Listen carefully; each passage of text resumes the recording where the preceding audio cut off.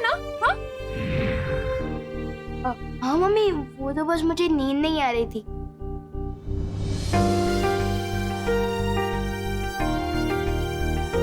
तो बिस्तर पे नहीं दिखा तो सारे घर में ढूंढा तुझे, नहीं मिला तो कितना डर गई थी मैं, जान निकल गई थी मेरी।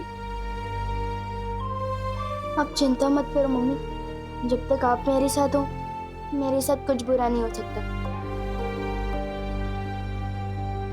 चल सोने चलते हैं।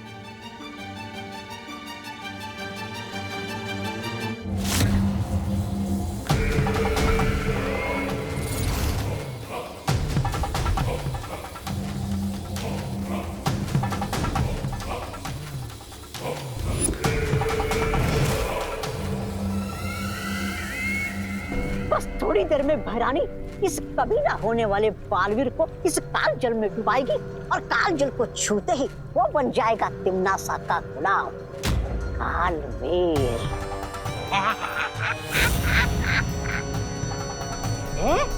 अरे ये कहते हैं मेरे दिमाग में एक जोरदार योजना आई है।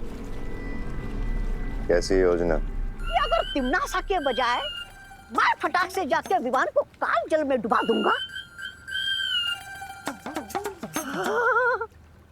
तो मैं बन जाऊंगा इसका आका। तो भाई राजा, वैसे ये योजना आपके दिमाग में आनी चाहिए थी, लेकिन आएगी भी कैसे? उसके लिए दिमाग भी होना चाहिए ना।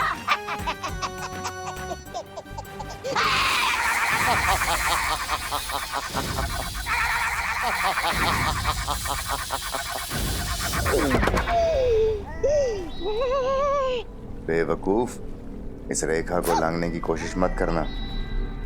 इस विधि को केवल वही अंजाम दे सकता है जिसके नियंत्रण में काल जल और काल आकाश हों, और वो नियंत्रण सिर्फ और सिर्फ तिम्नासा के पास है। माफी चाहता हूँ।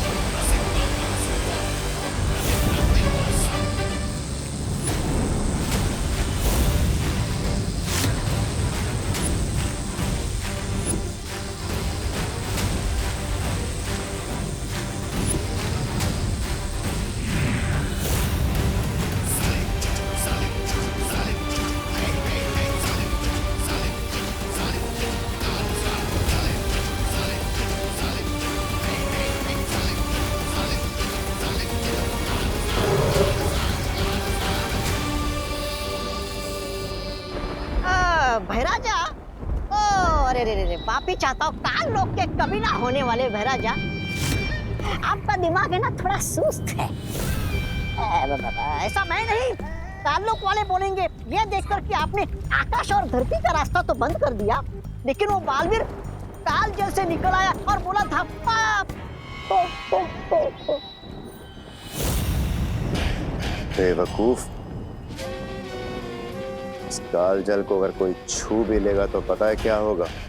क्या होगा?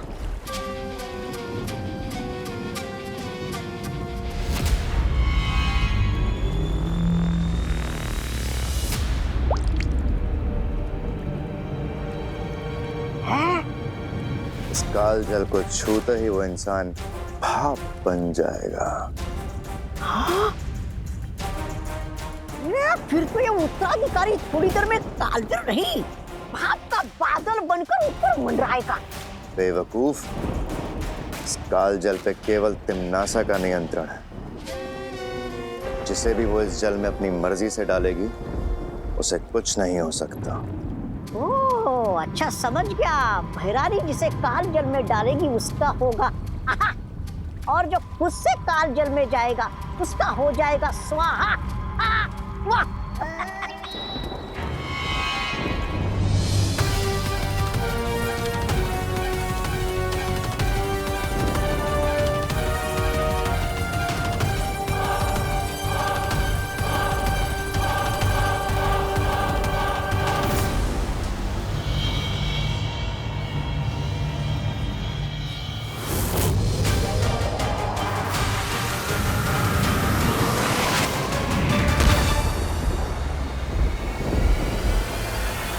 से बुलाया, बालवीर आया।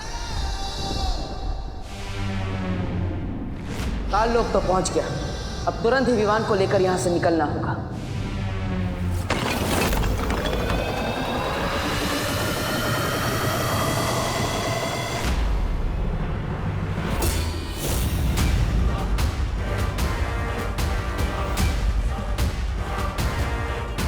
रानी, नंदी में उंगली की कसम, उस बालवीर की मृत्यु और इस कालवीर के जन्म में बस कुछ ही दूरी का फासला रह गया।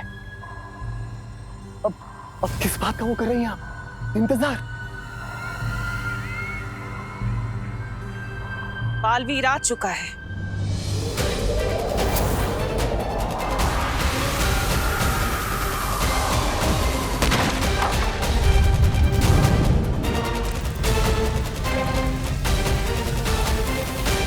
बालवीर? अरे नहीं नहीं भैरानी, मेरे रहते हुए बालवीर क्या, बालवीर का बालवीर नहीं आ सकता यहाँ पे।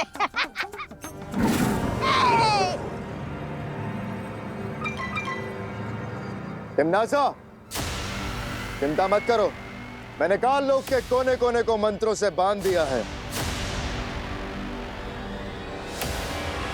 अगर बालवीर ने यहां कदम भी रखने की गलती करी तो बहुत पछताएगा, और अगर उसने उड़ के भागने की कोशिश की तो ये काल आकाश उसे भस्म कर देगा।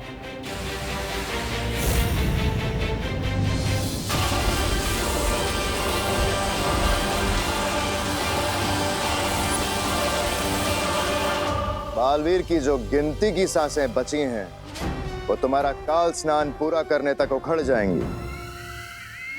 तुम निश्चिंत होकर विधि पूरी करो तिमनासा, बालवीर को मैं संभाल लूंगा। याद रहे कि वो मरे ना, उसे जिंदा मेरे पास लेकर आना, क्योंकि मैं चाहती हूँ कि वो अपनी आंखों से मेरी जीत और अपनी मौत होते हुए देखे। अरे इनकी तो फरमाइश ही खत्म नहीं होती, किसी के मरने में भी इन्हें मनोरंजन चाहिए। चलिए महाराजा।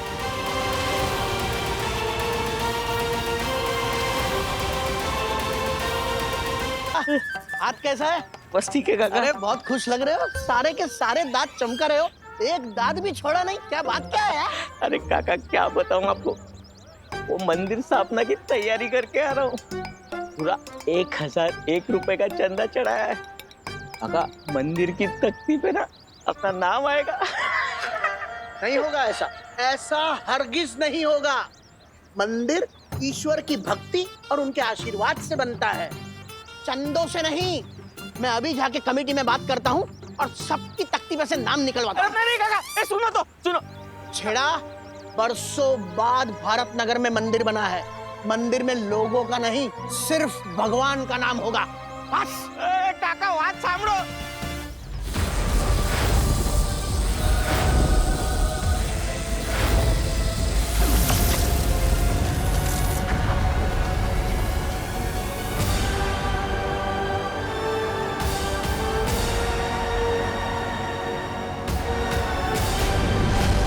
ये हुई ना बात, इस सुरक्षा कवच ने मुझे काल लोक के आकाश से बचा लिया। काल लोक की हवाओं में चारों तरफ बुरी शक्तियों का जाल बिछा होगा।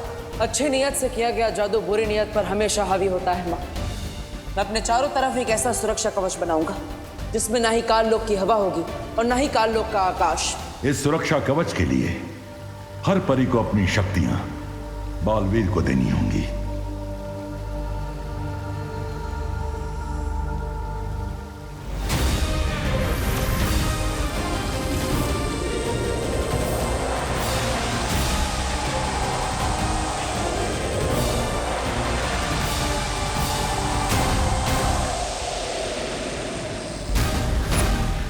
बहुत हुआ ये बिजली और धरती का खेल, अब जरा काल जल को ढूंढा जाए।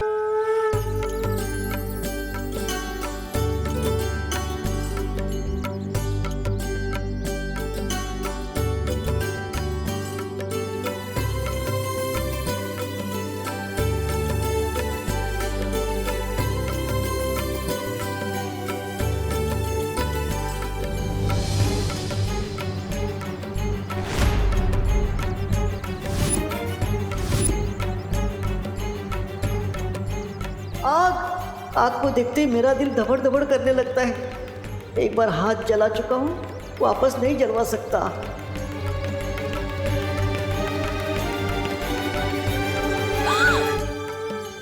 क्या?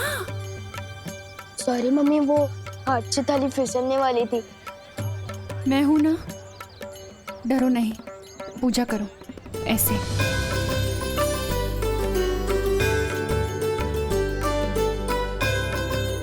हे भगवान, ये कैसा अनर्थ होने वाला था।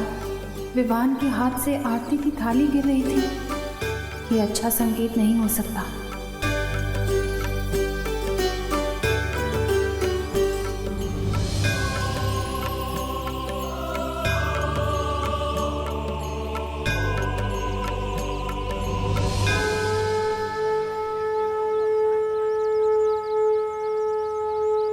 गणपति बप्पा मंगल मूर्ति।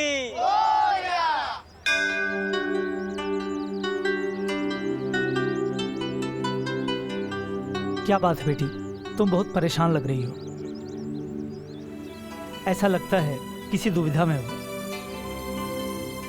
विवान, बेटा शर्माओ नहीं, जाके प्रसाद ले लो।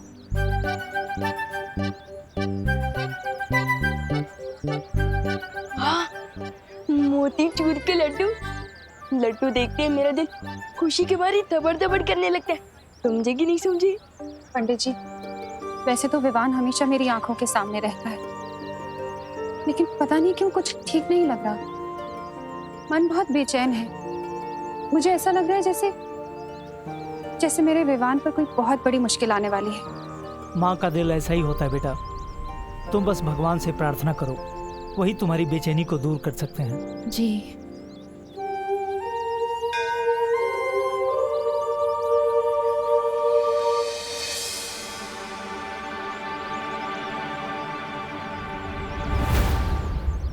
भगवान, मैं 5 दिनों तक नहीं, मैं 15 दिनों तक लड्डू खाने ही छोड़ दूंगा, पर आप बस विवान को सही सलामत अपनी माँ के पास लौटा दीजिए और बालवीर को जीत दिला दीजिए।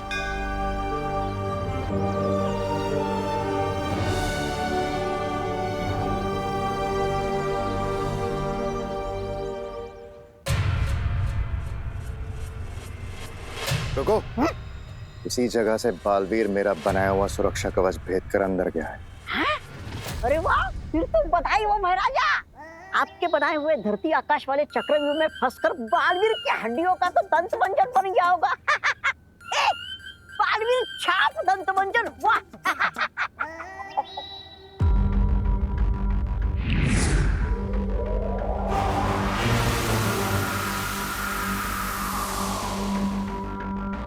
चलो। अरे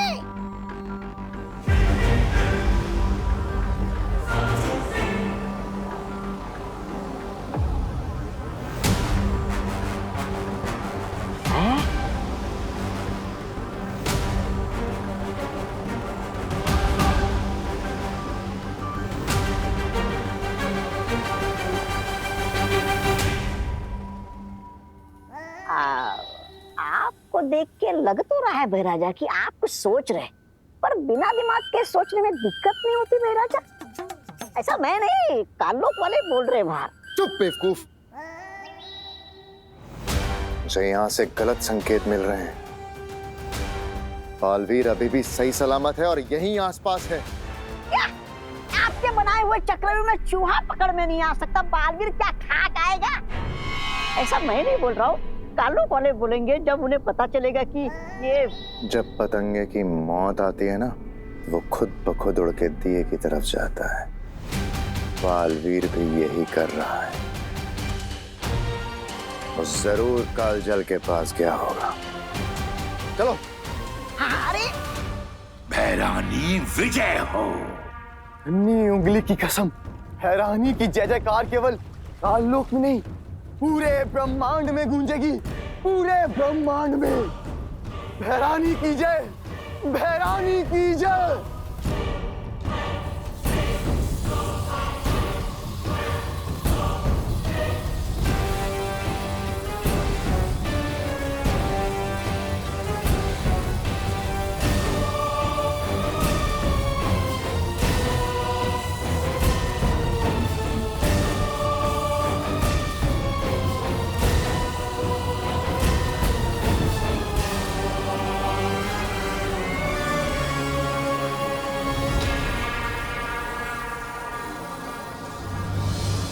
उससे पहले कि विवान कालजल को छूए मुझे तिम्नासा को रोकना होगा, और उसके लिए मुझे कालजल में किसी भी तरह जाना होगा। लेकिन कैसे बालवीर? कालजल के अंदर सुरक्षा कवच काम नहीं करता। मैं जानता हूँ ध्वनि परी, कालजल के अंदर सिर्फ तिम्नासा ही किसी को डाल सकती है। इसलिए मुझे कोई ऐसी तरकीब लगानी होगी कि तिम्नासा मुझे खुद उस कालजल के अंदर ले जाए। अब या तो ये तरकीब काम करेगी या फिर ये मेरी आखिरी तरकीब होगी।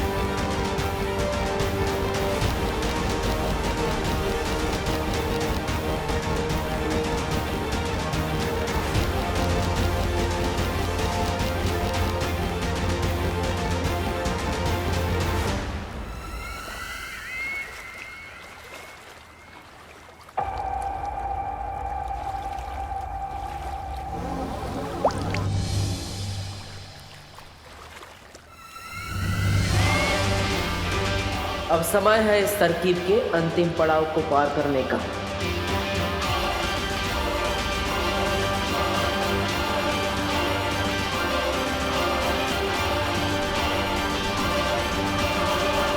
अक्रूर, बालवीर यहीं आसपास है, होशियार रहो। बस कुछ क्षण और, उसके बाद इसे बालवीर तो क्या भगवान भी नहीं बचा पाएगा।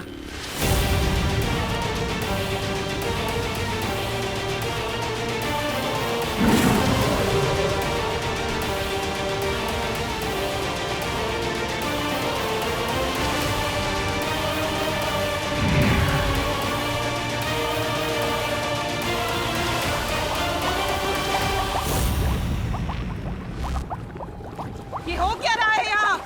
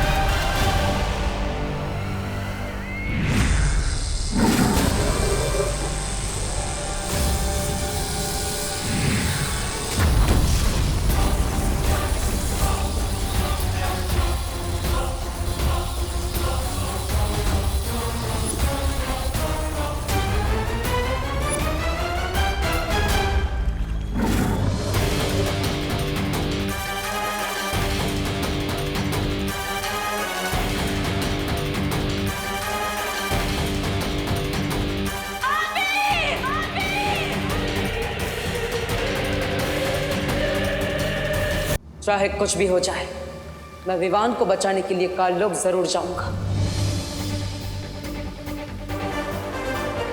माँ, मुझे आशीर्वाद दीजिए।